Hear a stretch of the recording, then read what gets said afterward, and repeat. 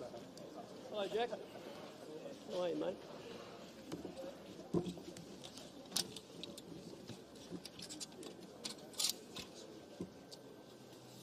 Mikey, how are you, mate? Craig, you good? Hi, everybody. In the coming hours, the cyclone watch for southeast Queensland is expected to become a cyclone warning. So what we are advising to Queenslanders today, in a largely populated area of Queensland, is very important information.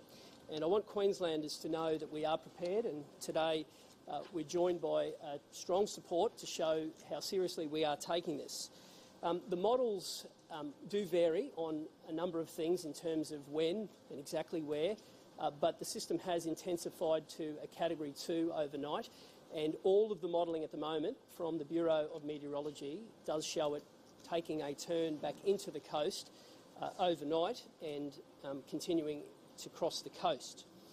The area of interest has narrowed, as we said yesterday it would, and it's now just north of Noosa to just south of the border. So a largely populated area, and we're asking Queenslanders to stay on their guard.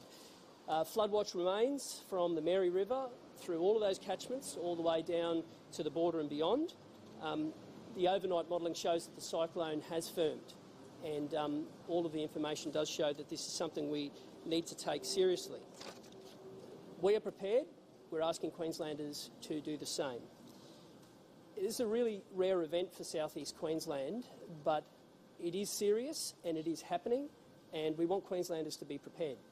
We are, and we want Queenslanders to know we'll get through this if you do the preparation. And the little things that you do now make a big difference at the back end of the system in whatever that looks like, wherever it crosses, at whatever intensity. We're asking a large part of the population in a pretty big area, in a large population, to be ready, and it's important that you do the little things, and at work, across the back fence, talk to your neighbours. There is still an element of the population that hasn't yet fully understood the magnitude of this system, and that's completely understandable because it's been many decades since Queensland has been here in this part of the state. But one thing I know about Queenslanders is they handle disasters better than anywhere else, and we've proven that time and time again. And I know the people in the southeast may not have experienced a cyclone before, but they've been tested with floods, and they've come through with flying colours every time.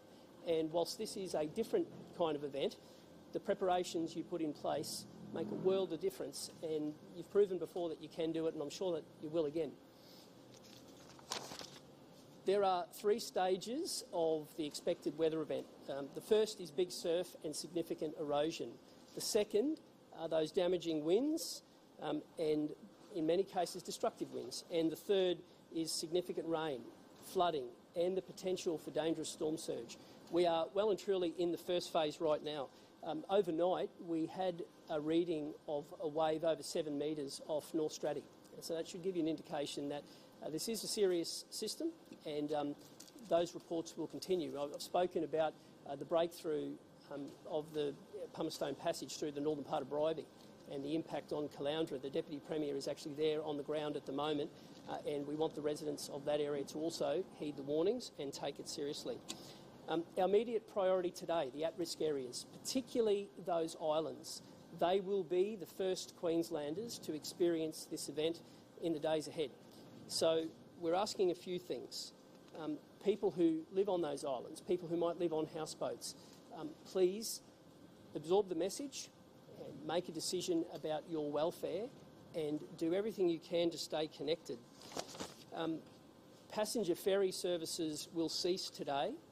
There is a staged approach for vehicle barges, but one thing's for certain, the window to make a decision if you live on those islands is closing really quickly.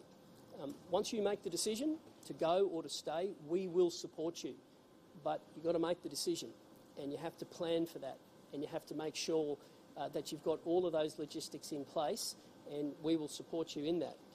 We've used that window to get ready.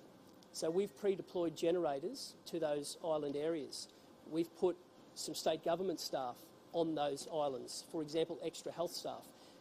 So I want you to know we're taking this seriously and we're asking Queenslanders to do the same. A number of evacuations are occurring for those islands for vulnerable people, so door knocking is taking place at the moment, and that information will be led by councils. We'll certainly be supporting them in there. I have a message for people in the low-lying coastal areas. So that's everything from people who might be on a canal, in a low-lying area, someone on a waterfront, areas that you have seen before that have been impacted by storm surges. One of our major focuses is asking people to prepare on that coastal fringe. Modelling work's continuing.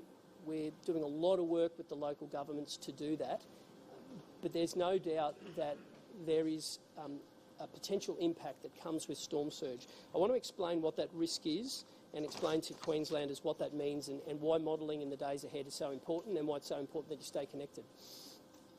Ultimately, the severity of the system, when it crosses and where it crosses are all really important factors. If it is to cross at high tide, it makes it a far more challenging prospect. So the modelling that councils are doing at the moment is to factor in a storm surge over and above what that high tide is. Now, as the system gets closer, that will be communicated and councils will lead that. As I said, we'll assist if extra horsepower is needed on the ground. That'll be led by councils to communicate to their residents. They'll do the modelling. But if somebody knocks on your door in the days ahead and explains the kind of area that you're in and what is expected, please listen to their advice. Likewise, as information is made available, I'll go through those websites in a moment, but as information is made available, council will provide those maps as well. And you will see what is predicted in terms of that storm surge if it was to occur over and above that high tide. So most people are familiar in their local area what that means, but we'll articulate that as well. We're continuing to direct emergency services to provide any assistance that is available. Today you're going to hear from the Acting Commissioner, the Chief Officer from the SES, the Chief Officer from Marine Rescue Queensland, the Commissioner of the Queensland Fire Department, Peter Scott from Energex. We are taking this seriously. We are preparing. The SES, as well as the Commissioner, will speak about sandbagging and how we're working and helping with local government. But I want to give a couple of examples about how seriously we're taking this, but also why I'm so proud to be a Queenslander. I just met a couple of people, people like Jack, who I met in Ingham, people like Bryce, who I saw at the airport in Townsville. It was only a few days ago that they were helping mates at the other end of the state. Now they're back in their backyard. And the favour's going to be returned. We'll see staff from an array of state government and community groups come from the other end of the state to help South East Queenslanders. And that tells you everything you need to know. It tells you everything you need to know about the kind of people that go into these organisations, but also the challenge that lies ahead. There are 463 police recruits who are going to get a first taste of helping their community. They're going to be out and about helping with some of the door-knocking activity in the days ahead as well. And that shows you that service can come on board earlier at times. I want to turn to telecommunications, power, utilities, the important things that people will see in the days ahead. There's been an assessment done of all major transmission sites right up and down the coast. Generators have been fuelled, pumps are ready to go. We've pre-positioned a lot of those assets. Energex also have a number of extra generators, those capacities. We're working with councils to determine where else they can be pre-positioned. I mentioned yesterday about a dozen of them being put onto the islands, but there's a number of communities that, as we model this closer, we'll look to pre-position those generators, but there is quite an element of those as well. Schools. Schools will be open tomorrow, and tomorrow we'll be back to articulate to people what that will look like for Thursday, but tomorrow schools are open. Turning to transport, the port of Brizzy is now closed to freight. The airport, BOM and the airports are working together. They have set procedures based on wind velocity, and they'll be communicating that directly to people. So if passengers are considering changing their flight, they should go directly to their airline. I'm told that the airlines will also be reaching out to some of those passengers. That's handled by them. That's their call. They have the procedures in place that they follow, and it's important that people do all they can to stay connected. Likewise, with some of the other public transports, we'll be talking a little bit more about that in the days ahead, but there are guidelines that they will follow in that regard. I want to turn to food because I know that supermarket supply is something that is front and centre. Today I can announce that we have amended regulations to allow resupply in 21 local government areas to be conducted 24/7. That's never happened before a disaster. I want to thank the Deputy Premier. I mentioned to you yesterday he's been leading that. He has spoken directly with the supermarkets, and as I said, the connectivity issue that we experienced in North and Far North Queensland, where there was no way of getting through the Bruce and we had to look at aerial routes, that's not an issue here. There's access north and south. And by lifting those restrictions, it'll be 2 weeks from tonight, by lifting those restrictions, it will enable more supply to get there. And then it's up to the supermarkets to continue to do all they can to meet the demand, meet the resupply, and have adequate staffing to do so. I just want to touch quickly on some of the homelessness issues. I want to thank the Department of Housing. Their critical response teams are working together with councils, but also the service providers on the ground. There are a number of community organisations who do a world of good work here. We're going to do all we can to offer that immediate assistance to those people who accept those offers, and that offer will be made and will be made multiple times as well. Anyone needing help, we do have a 24/7 homeless hotline, 1800 474 753. Turning to dams, we are continuing to get briefings from SEQ Water. I've just spoken to the Minister this morning as well as moments ago. The Minister has instructed SEQ Water to make a public statement so that Queenslanders can see the timings and the strategy behind those releases, and I'm told that is happening this afternoon in about an hour's time. I want to loop back to the websites that I mentioned yesterday. So disaster.qld, disaster.qld.gov.au, disaster.qld.gov.au. That will be all of the information as it's happening. As we get it, we'll be sharing it on those platforms. For example, there's information like sandbagging locations on there. There's the local disaster dashboard. If this is the first time that you have prepared for an event, you might be new to Queensland, or it might be the first time that you have had this kind of lead time to get ready. We've got a website which is Get Ready, and it's important that you look on that website to see the information. So it's getready, one word, .qld.gov.au. There's a lot of helpful hints there about the things that you should consider doing before an event, and starts with doing the little things around your house. That's the difference between a flood and a potential cyclone. With a cyclone, there is that added complexity that the wind system and loose items in the yard, things in your gutter, can really provide challenges. Overhanging branches can then mean the difference between your home being breached. Now, obviously, the flooding that comes after a system, particularly on the southern end, is very, very, very difficult. And in fact, in many cases, it can be the biggest complexity for us to handle. But that is the difference. And if people do those little things around their house, it's very important. Finally, my final message. This is a very rare event for South East Queensland, but it's not unprecedented, and we are asking you to take it seriously. I want you to know we are, and I have every faith that we'll get through it, and I want to thank Queenslanders for the way they have responded in getting ready to date. I'm going to hand over now to Sue from the Bureau.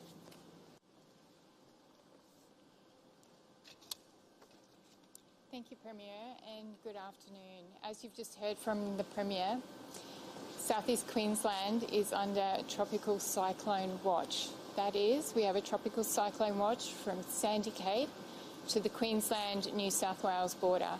And I'm going to take you through what that means for South East Queenslanders. But let's first understand what Alfred has done in the last 24 hours and where it's located currently. Tropical Cyclone Alfred is a Category 2 system, so it has re-intensified to the Category 2 overnight. It's currently located 600 kilometres to the east of Brisbane and still continuing to move somewhat slowly away from the coast. However, this should change in the next 24 hours and we will start to see Tropical Cyclone Alfred stall and then turn on a westward track towards southeast Queensland coast. So what does this mean in regards to impacts on the coast? And I'm going to talk you through each of those hazards that we can expect in the next couple of days. So firstly, in regards to the winds, with the Category 2 system, we can expect destructive winds, and that is winds in excess of 95 kilometres an hour mean wind and gusting up and above 130 kilometres an hour. The mean winds will be confined close to the system centre, so not everywhere in southeast Queensland will receive destructive winds and they will be confined close to the system centre. Now, where that system centre is, there is still a broad area of uncertainty, but within the region from Sandy Cape through to the Queensland border.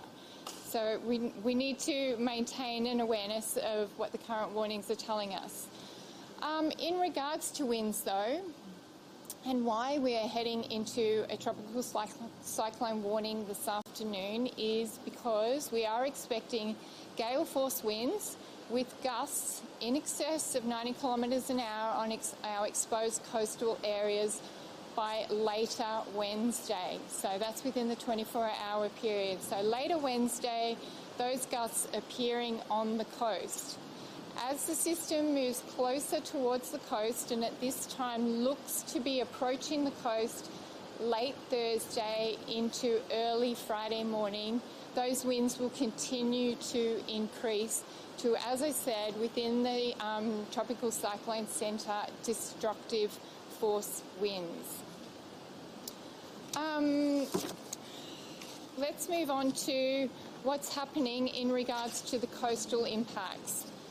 So we've seen since late last week and into the weekend, Tropical Cyclone Alfred generating large swells and bringing powerful waves onto the Queensland coast, and this is causing wide areas of erosion and inundation, flood inundation in some coastal areas. These conditions will continue, and as Cyclone Alfred tracks further towards the Queensland coast, these waves are likely to be significantly higher than what we're currently seeing. The highest recorded wave we've had to this point is 7 metres off the southern Queensland coast. What adds complexity to this situation is that this is combined with elevated sea levels, so abnormally high tides associated with the low pressure of the tropical cyclone system. Where we will see this impact at its greatest is on the highest tide for the day, which is in the early morning. So by tomorrow night, early Thursday morning, we are expecting exceedance of some of the highest tides we will see within the year. Now let's move on to rainfall.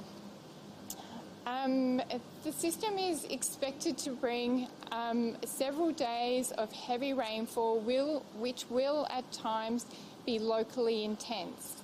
When do we expect this rainfall to commence? Most likely tomorrow, later in the day tomorrow, but only to exposed coastal parts. And the totals that we could probably expect during Wednesday in a 24-hour period is some isolated totals to 100 millimetres, which does not seem like a lot. But as Tropical Cyclone Alfred continues to move closer to the coast, that rainfall will move further inland and become more intense, and we're likely to see daily rainfall totals of around 200 millimetres plus, with isolated totals even higher than that. And up around 400 millimetres is not out of the question. This will continue into Friday, and it looks like at this stage Saturday will still be significantly wet for southeast Queensland. So if we accumulate those rainfall totals over that 3-day period, it is highly likely that we will see isolated areas of 700 millimetres or so. As you can imagine, this is likely to cause riverine flooding through southeast Queensland. We currently have a flood watch for areas from the Mary River, the Sunshine Coast and Gold Coast rivers and creeks, the Brisbane River catchment and the Logan and Albert River catchments, where we are expecting minor to major flooding over the next couple of days. I just would like to finish by emphasising this continues to be an evolving situation, and residents of southeast Queensland are urged to monitor the warnings and heed the advice of local authorities. Can I please just ask a question about the cyclone tracking? Great, we'll come back to that. Thanks, everybody. I'll keep my remarks quite brief. As you've heard from the Bureau and also from the Premier, we are in for some difficult days. And I am very conscious that there are communities in southeast Queensland and communities in northern New South Wales who know all too well the perils of flood hazards and who will be finding this an anxious time. My message to those communities is that the Australian Government stands ready to work hand in glove with the government led by Premier Minns and the government led by Premier Crisafulli. Indeed, we are most grateful for the collaborative way that both of those premiers and their ministerial teams have approached the work that they are doing with us. Our agency, the National Emergency Management Agency, is embedded in the operational teams that are responding to this event, led by each of the New South Wales and Queensland governments. We are pre-deploying our aerial assets so that they will be in place should they be required, and we are working closely with each government to understand the ways that we may be able to support them. You've heard from the Premier about the power of work that is underway here in Queensland to prepare. And that work is being done by energy workers, by council workers, by water utility workers, by telecommunications workers. It's being done by the emergency services personnel, some of whom are with us this morning. It is done by council workers. And I want to say to all of those people who are out on the front line working to support their communities, thank you. I want to say this final thing to community. We are getting ready. All of us are getting ready. But we need you to play your part as well. And what that means is understanding your own risk, being in possession of good sources of information. It means taking the steps that are necessary to prepare yourself, your family and your home for the kinds of events that the Bureau has described just now. And there is good information online available for people who are getting ready in their own households. It does mean talking to your neighbours. This is a time to reach out to the people around you who might need that extra little bit of help. We've got time to prepare, and that also means we have time to look out for people who might find this just a little bit more difficult because of their own personal circumstances. And finally, it does mean heeding the advice from authorities. We've got amazing personnel and they will put themselves at risk during this event. We want you to make their job easier, and that means listening to what they say, observing their advice and taking every step that you can to keep yourself safe. Thank you.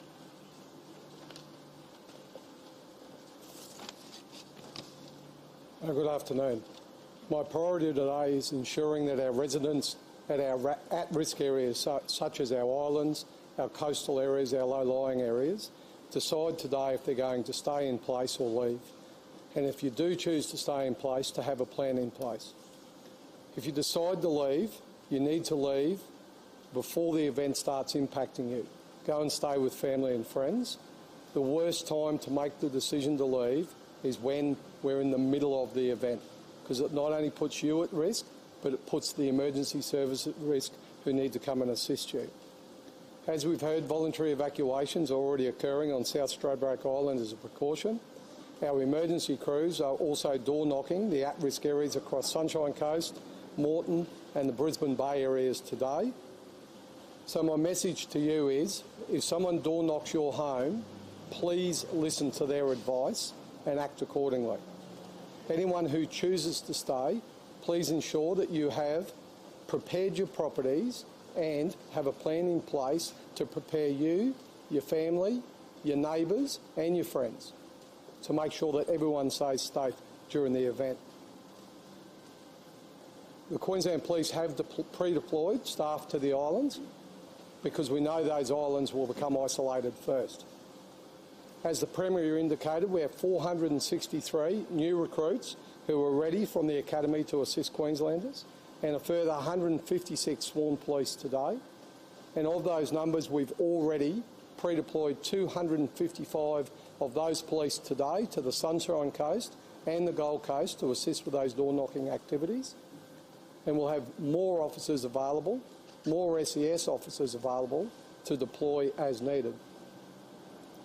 What we will see over the coming days is heavy and intense rainfall, and that will bring flash flooding to the areas of the Sunshine Coast, Greater Brisbane area, Logan and Gold Coast. We will also see that riverine flooding, but we will see that intense rainfall where I urge people, please, to be prepared and stay out of any areas that are in flash flooding so that our emergency services workers can continue to deploy to the areas that are needed most. Residents need to know their flood risk and make the necessary preparations now. You've still got time. You've still got time to secure those loose items around your home, to clear your gutters, to make sure your valuables, your important documents, your family heirlooms, your photos are in a box that you can take with you. You've still got time to stock up on those perishable items, to enact your emergency plan for yourself and your home. And really importantly, you've got time to have this conversation with your family, your friends, your neighbours, those who are in your street that you might know is vulnerable. And by working together, we can make it easy for everyone. I just want to talk about sandbags and how we're supporting local government with sandbags. So right now we have more than 100,000 sandbags across southeast Queensland ready to be distributed to support our local government at their sandbagging stations, and I have more coming tomorrow. Today I've engaged with the National Emergency Management Agency and our other federal partners, and we're arranging for a further 250,000 sandbags that have been requested to arrive within the next 24 hours to restock and continue to support the council with their sandbagging activity.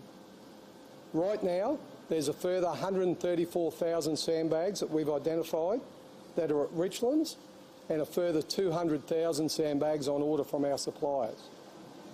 And we have a further 40,000 sandbags across our southeast Queensland areas now that we are providing to councils so that they can have those sandbags available at the sandbag filling stations. So the reason I speak about those numbers is my message to the community is this. If you need sandbagging, go through to your council, advertise sandbagging locations. We are working hard in the background to make sure those sandbags will be available to support council in those activities, and not only today but tomorrow and right through the event as this becomes a prolonged flooding event. Finally, thank you for the support that we've seen so far. We have seen people heeding our advice. We have seen people filling their cars with fuel, getting those emergency supplies at the shops. And as late as today, I know some areas have deployed police to assist with the traffic management around those areas. And can I just ask to be safe but also respectful to other Queenslanders as you're going around these preparation activities. Thank you. Thanks very much. I'm here to share the information that the plans within the Queensland Fire Department are very well advanced, and our plans include requesting a lot of resources from North Queensland. Ironically, we normally send resources up to North Queensland when they experience this type of event, but our good colleagues are sending lots of logistical resources and also people who will be able to assist in this event. So we've got a semi-trailer coming down from Cairns, stocked with motorised rescue equipment that you see here behind me. We've also got a large cohort of fire and rescue swiftwater technicians who will be arriving sometime today and also tomorrow. So we'll have lots of swiftwater technicians in location strategically from Maryborough right through to the border in the event that someone is trapped during this event. As you've heard from the Bureau, there is a large amount of water that will be coming, and there'll be lots of causeways, etc., that will be inundated and will be flooded. So we are prepared and have plenty of resources, both in terms of motorised rescue craft, but more importantly, our swiftwater rescue technicians from Fire and Rescue.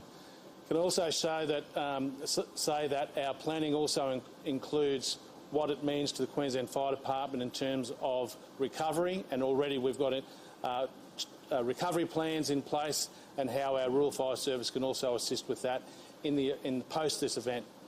Our operational centres are already coordinating resources at our major centres at Brisbane, Toowoomba and Maryborough, and also we are receiving logistics as of this afternoon. Can I just leave you with a message? I know that many Queenslanders have heard the warning about if it's flooded, forget it, and that's still relevant today as it is when it was first released. But we still get people on the roads, even though they plan and do their research, who get caught. And in addition to people on the roads, we also experience young people who see flooded causeways and creeks and see these enticing environments, or what they believe is an enticing environment, and a bit of fun. These areas where there is swift water, where there's moving water, are not safe, and it's very important, either from a vehicle perspective or for young people with a sense of adventure, that they stay out of these areas of water. But if anyone is caught in these unaware and caught in these types of situations, please call 000 as a matter of urgency, and we'll have resources to you as a matter of urgent response. Thank you.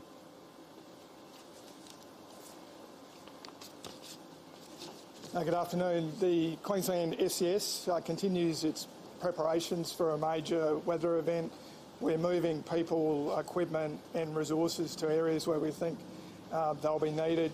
That includes 70 volunteers that will be arriving from other parts of the state from tomorrow, and they've particularly got specialist skills like floodboat operation, storm damage repair, working at heights, that will be, we're expecting will be needed in significant quantities over the coming days.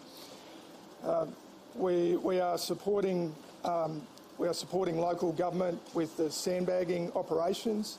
So local government is providing the sand, the location, the initial cache of sandbags. We are working with them to provide more empty sandbags, and as the Acting Commissioner said, we've got a large number available now that we'll be distributing to local government, and also several 100,000 arriving over the coming days.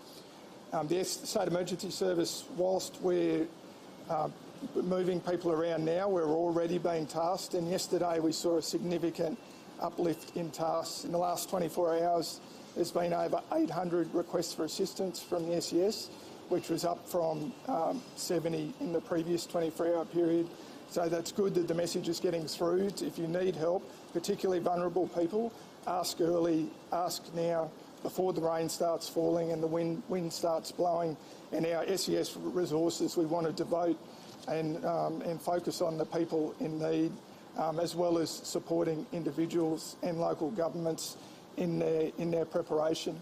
An important number for requesting SES assistance is 132 500. It's 132 500 to request SES assistance, or you can download the Queensland SES app from the app stores to also request assistance to give you that points of connection for SES. Again, we commend Queenslanders that are taking action to prepare. There was well over 100,000, probably more like 150,000 sandbags issued around by local government around the region yesterday, and we're working hard to make sure that we can replenish, resupply and keep that supply available as people continue their preparations.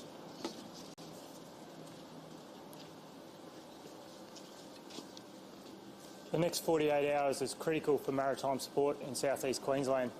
The CityCat services have ceased operations so those vessels can be stored safely. Ferries and barges in Moreton Bay will start to cease services over the next 24 hours. Please monitor their websites for up-to-date live information. Marine rescue services will continue to be operational and while it is safe to do so.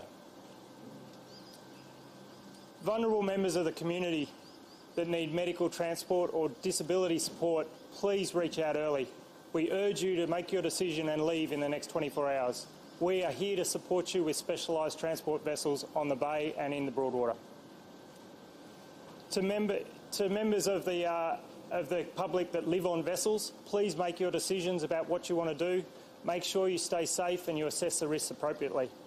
If your life is in danger, call 000. If you need maritime support, call 131 MRQ, 131 677. To all the boaties in South East Queensland, stay at home, secure your vessels, look after each other, and make sure you stay safe and prepared for the cyclone to come. Thank you. Thanks. We've currently got 1,000 Energex field staff and all their resources ready to deploy into and as required into this event over the coming days. We'll only do so when it's safe to do so. We've also forward deployed Ergon staff into the outskirts of SEQ to be able to roll them into the state, into the corner of the state as we require, and we have suitable resources to do so. The other message I'd like to get out there, if there's wires down, please dial 000. If you don't think they're electricity, they still might be, so dial 000 and just stay safe. Thank you. Yes, please. And just a question about the cyclone tracking. Obviously, tropical cyclones can be unpredictable. How certain are you that it is going to turn west, and is there still any likelihood that it could continue going south or back out to sea? Based on all the guidance that we have available to us at the moment, there's total consensus in that the system will recurve in the overnight periods all through Wednesday and make a steady track towards the southeast Queensland coast. And that's consistent across all the guidance that we're looking at, which is over probably 7 global models.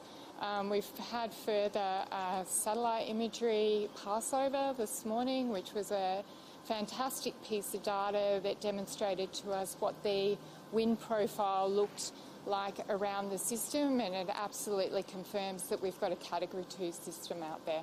We're talking about abnormally high tides. How high are those tides expected? Well, when we talk about abnormally high tides, we use the reference point of the highest astronomical tide. So that's the highest tidal level that a location can expect. So with a Category 2 system coming in and based on the best modelling guidance available to us, appreciating that the highest tides will, so the highest anomaly on the tides, so that additional layer on the tides will be closer to the system centre on the southern side of coastal crossing. At this stage, we're anticipating at least 0.5 metre above the highest astronomical tide, with slightly higher values around that area of coastal crossing, wherever that might be. So when I say higher values, they're looking like up to 0.8 of a metre at this point in time. You can never be 100% certain of a cyclone's path, but it'll be up to, say, 70, 80%, 90% chance that it is crossing the coast in that corridor. Absolutely. You can never be absolutely certain of what a tropical cyclone's path is, and still there'll be perturbations in the forecast track that we have currently based on the guidance that we receive several times throughout the day. The fact that we do have a consensus in the guidance, and that's across, as I said, a number of pieces of guidance. When you have consensus, your certainty increases. So we're dealing with high certainty with this system. What is the likelihood, based on projections, that the cyclone will cross higher than a Category 2? At this stage, we're anticipating and we're forecasting a Category 2 system to cross the coast, appreciating that you can't rule out a more intense system, but the risk of that is very low. We're not seeing that in our modelling, and based on the current structure that we have identified through this morning with this additional piece of information, it would have a significantly long way to go in its development to get to a Category 3. So at this stage, we're forecasting a Category 2 system on the coast. How long is the system expected to cross over? How long will people feel the Once the tropicals, the impacts will be felt, as I said, from tomorrow afternoon through to coastal crossing, and how long we get those impacts will depend on when we get that coastal crossing, which at the moment we're anticipating that will be later in the day, Thursday, if not Friday morning. Once the system does cross the coast, in regards to the sea conditions and the wind conditions, they should ease fairly rapidly. But what remains is the rainfall risk, and that will continue for a couple of days. So we will continue to have a flooding risk right into the weekend. Given we always talk about the southern side of the cyclone tail swinging around being most intense, how far is that tail expected to swing around? Like if it crosses around Redford, how far south would you expect to see that intense storm surge? Yeah, the reasoning for the most intense winds and the greater storm surge happening to the southern side of the system, there's a couple of factors that come into play here. Firstly, the winds on the southern side of the system are an easterly wind, so they're an onshore wind, and that's why the coastal conditions and the sea levels will be higher on the southern side as opposed to the northern side, where the winds are an offshore wind. In regards to how far do we expect these damaging winds to extend, well, currently the Tropical Cyclone Watch extends down into northern New South Wales, just to the north of Grafton. So we are expecting those gale force winds to extend that far down the coast. Now, the reasoning for that is because it's sitting in an environment such that the pressure difference between the centre of the system and the system that's cradling it below, which is a high pressure system, is the greatest. So if you look at a weather map and you see the isobars, where the isobars are the closest together is where you're going to get the strongest wind. Premier, on the storm surge, what is the modelling? On the storm surge, what's the modelling from councils? When will that information be published? The councils are working on it. Right now, the local government minister is speaking with the councils. The acting commissioner and I have got a meeting at 2:30, and so we have got ahead of it. So we've got time to communicate that message. But it's important that councils model that at different storm surge levels. So Sue mentioned about what their ceiling is, but it's important that residents are given visibility of what impact is on an individual property at each level. And if we do that, residents can get ready. So we're hopeful that council will continue to refine that data, and we have a meeting literally in an hour's time. Will it be released today? Well, yeah, the door knocking will move up a gear. So the moment councils have a more certain barometer of what that looks like, as the system treks towards the coast and as the likelihood of that crossing becomes known, councils will increase their effort to give people that information. So will it be like a map situation, Yeah, or will it yeah, just be reliable? exactly. Well, as we saw in Townsville, so councils will release a map, but in conjunction with that, there will be door knocking as well, and we're happy to assist in that regard. It's led by councils, it's their data, it's their communities, but we've got a role to play as well. Do you have any ideas of the number of homes? No, it's that will be dependent on the modelling, and that will be dependent on where the system is and when it crosses, and that's the other important part. If the system crosses at high tide, it's a far more complex situation than if it crosses at low tide. And an added layer of complexity is high tides in the middle of the night, which is why the work's got to be done. And why I'm saying to Queenslanders, prepare, because we are certainly preparing for the worst. And I'm sure Queenslanders, if you do your bit, we'll get through it. Those residents who... Mackenzie. How many people are estimated to evacuate?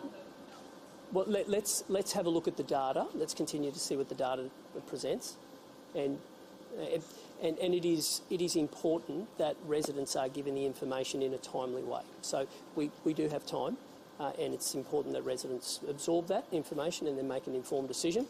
And when somebody's at your door, listen to them.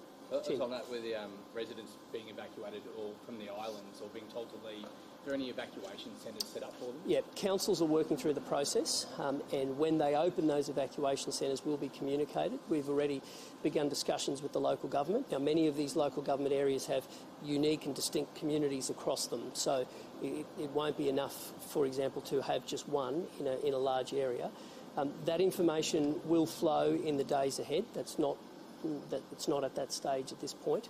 On a wide scale, but I know all councils are considering that as we look at the modelling in the days ahead. Premier, it seems unconventional for the Minister to instruct SEQ Water to provide a statement. Was that out of frustration from the government Well, for their transparency? Michaela, it's important that they communicate with people. So if you have a look post-flood inquiry, there's an emergency, an EAP put in place, an emergency plan. And coupled with that is the manual that's operated by that flood engineer. So they've got a system in place, but they have to explain that to Queenslanders. And if they do that, that's the best way that people can genuinely see why a decision's being made. I'm a big believer in that. If you give people information, I think Sue's just done a very good job of it there. If you give people information, well, then people can make an informed decision. Normally, referring to this manual. Well, they'll be addressing you in 1 hour, Jack. Yes. Why haven't they? Were they invited to come today? Well, it seems odd. No, they'll be addressing the media, and so they should. And I applaud the Minister for making that direction. Premier, they keep referring to this manual. We haven't had a cyclone here in about 50 years. Yeah. Nature isn't playing by the rules. Why should we? Well, look, in the end, they'll communicate that to you. But that manual was updated, I think, in September from memory. So what I want is for SEQ Water to take Queenslanders into their trust. That's what we're doing. And all agencies have systems in place. That's how it should be, so that in a disaster you can respond. I think I spoke to you before about the airports. They have a system that at a certain wind rating, no more. So everybody has a system in place. You can refine those systems outside a disaster setting, of course.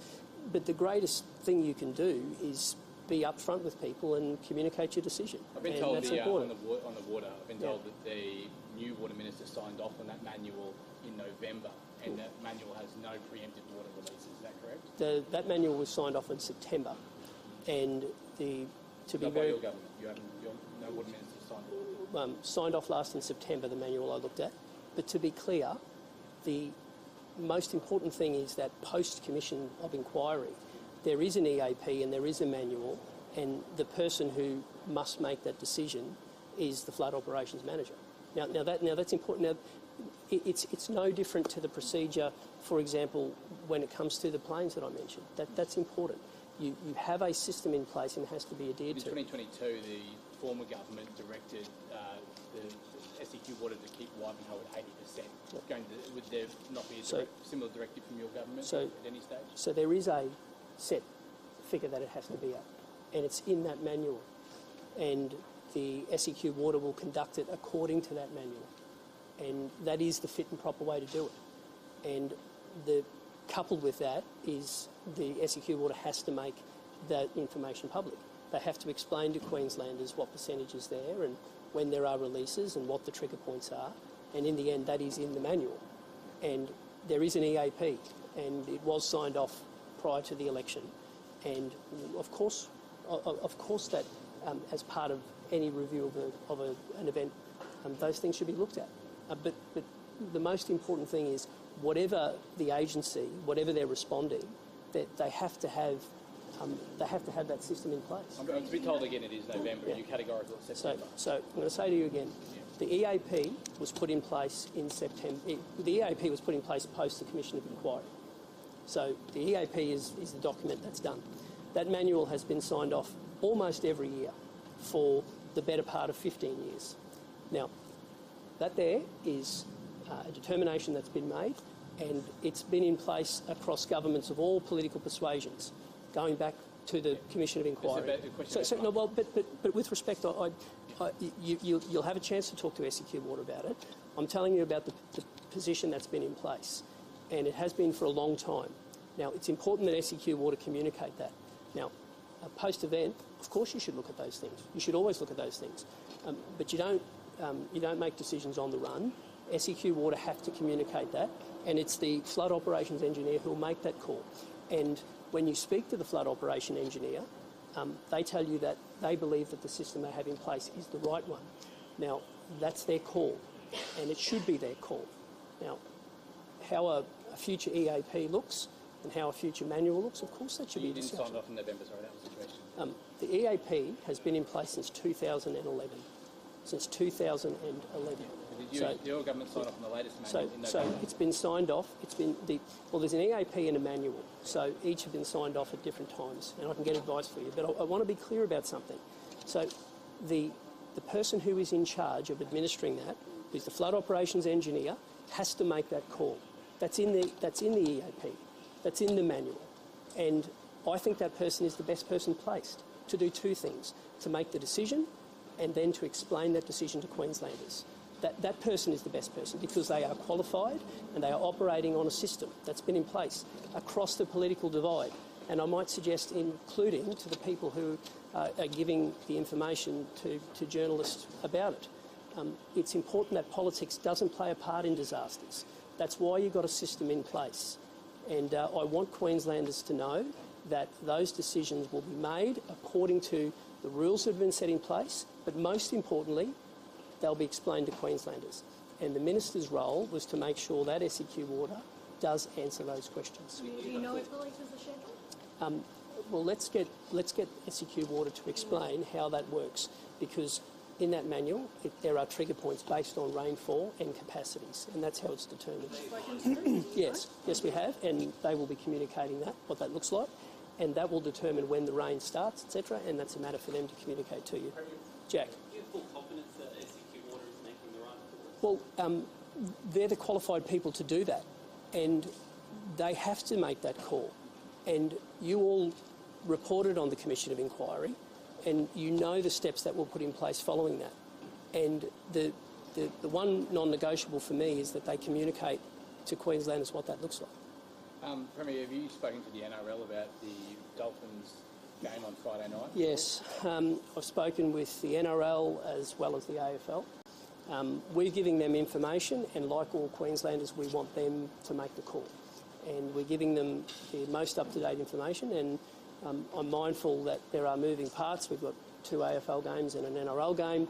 They're important events for everybody. We give the information, and we're asking them to make the call and communicate that directly with their fans, and we'll continue to provide information. I spoke with the CEO of the Dolphins and the CEO of the Lions again today, and we'll do it again as more information comes down. And will more SES resources be sent down to the Gold Coast if it's hard hit? Yep.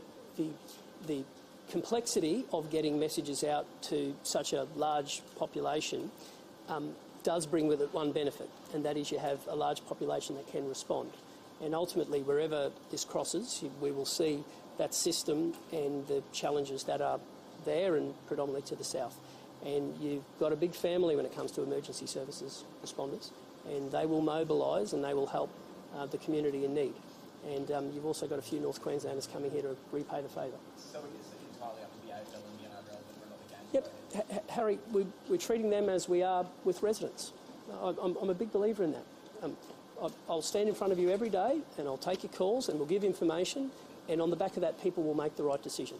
I grew up in an area that had a lot of these, and I always found that the best leadership was that stood up, told things how it is, and then made a call. So if decisions are made, you communicate them. And if you do that, people will make the right call. I have every faith. My conversations with the NRL and the AFL tell me two things. One is they're very, very passionate about their sport, but the other thing is they're equally passionate about their fans and the area they live. And that's a balance they'll make. And I've got every faith they'll make the right call. Yes, Matt. No. Well, you'd be pleased to know I'm not the CEO of either of those clubs. I'm a Cowboys fan, for what it's worth. Yeah. Have there been discussions about preemptively cutting electricity in parts of the southeast? Peter will be best placed to speak about that, but just one thing's for certain. Any preemptive decision that's taken to protect an asset is there to be able to bring it back on sooner. And we saw that. And I'll give you an example. Ingham's a classic example. Those generators were shut off before the inundation, on the back of it, we were able to mobilise that within 24 hours of getting people on site. Now, that's the quickest that's ever occurred. So they are decisions made by the experts, but it is important that we do all we can. And we have to communicate with people because there will be people who are experiencing an event like this for the first time. And it's important that we give them the information that you could be without power for a while. And so you have to make your provisions. And part of that involves getting a backup battery for your phone and making sure that you might have a torch and all those sorts of things. Andrew Dillon could make a call on the Lions game as late as Thursday. Right. Do you think that would be a risk to Queenslanders travelling to the Gabba on those roads? I think he will make a call and we'll give him the information, and I'm certain they'll make the right call. Why are they still open tomorrow? And is it likely that we'll see closures from Thursday? Well, you'll know about Thursday tomorrow, and the question was about schools. I've said to you I want to try to communicate in as much time as possible. All of our information, all of the modelling says that tomorrow is there is a very low risk, and kids should go to school. And again, that's you look at the modelling, you make a calm decision, and give that information. Now, parents will make their own choice, but schools will be open tomorrow. And there is that school closure website, so if you Google School Closures Queensland, you'll see it in real time. But school is on tomorrow, and by telling people that now, people can make arrangements to be able to know that they can go to work. And in many cases, for a casual employee, for example, that might be a pretty important shift. So we give the information, and then we'll do it again tomorrow. And of course, as the system gets closer, the decisions become a little more difficult. But I'll be making them in the same way, using the same formula and communicating to people directly. Premier, could we see trains or buses affected? Yes. Will you make a call on this? Yes, you would. And you've already seen the ferry services, which Adrian's made a decision. And there'll be more information about transport, and we'll try to give that to people with as much notice as possible. Thanks, guys. Thanks, everyone. Thanks very much. Thank you.